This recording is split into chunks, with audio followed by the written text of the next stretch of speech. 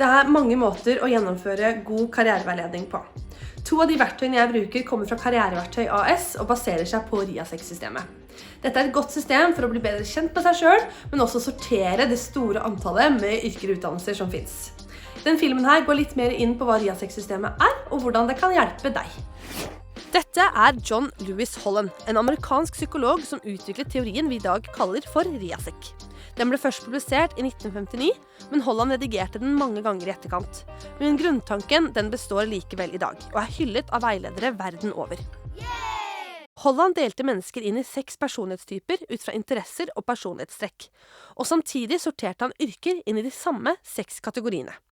Ideen at en person vil trives best og ha gode forutsetninger for å mestre jobben dersom man har en god match I RIASEC-systemet. Brukes RIASEC på en fornuftig måte, så kan det hjelpe oss med å ta gode valg gjennom hele vår yrkeskarriere. Den norske psykologen Arne Svensrud har oversatt teorien for oss til norsk, så vi bruker de engelske forbokstavene, men de norske begrepene. Den første kategorien praktisk. Det beskriver mennesker som praktiske, trives med fysisk arbeid, der man jobber med hendene og kan håndtere verktøy og maskiner. Her finner vi gjerne yrker som elektriker, maler, negletekniker eller fisker. Neste kategori teoretisk, som beskrives av ord som analytisk, intellektuell, vitenskapelig og utforskende. Personer innenfor denne kategorien kan kanskje passe til yrker som jordmor, prest, apputvikler eller ingeniør. Den tredje kategorien kreativ. Det altså jobber som krever at man bruker og uttrykker kreativitet og skapende og nytenkende. Eksempler på yrker innenfor denne kategorien tekstforfatter, spilldesigner, fotograf eller blomsterdekoratør. Videre ser vi det som beskrives som sosiale interesser, altså der man arbeider med mennesker, hjelper andre, underviser eller veileder. Typiske yrker sykepleier eller studieveileder, bilselger eller lærer.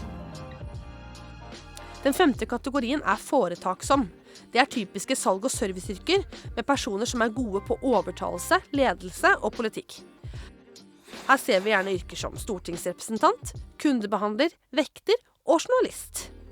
Den siste kategorien systematisk. Her har vi mennesker som detaljorienterte, og som trives med nøyaktighetsarbeid og rutiner og systemer. Her ser vi yrker som billakkerer, kjøkkensjef, stillasbygger eller spillprogrammerer. RIASEC-systemet kategorier som vi putter på jobber. Det betyr jo at ikke alle passer perfekt inn I én kategori. For eksempel konduktør kan beskrives både som foretaksom og som praktisk.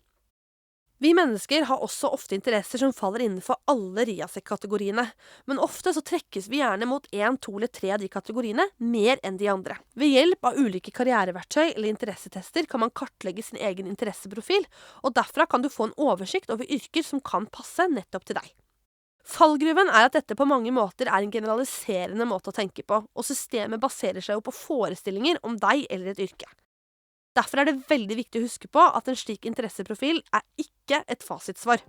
Men RIASEC-systemet kan hjelpe oss med å sette ord på egne interesser og sortere det store antallet med valgmuligheter som finnes innenfor utdanning og yrker. Kort forklart så kan RIASEC gjøre det lettere for oss å ta valg gjennom yrkeskarrieren, og det kan gjøre det lettere for oss å snakke med andre om hva vi egentlig ønsker ut av utdanning eller jobb. Og så ønsker jeg deg masse lykke til med ditt karrierevalg.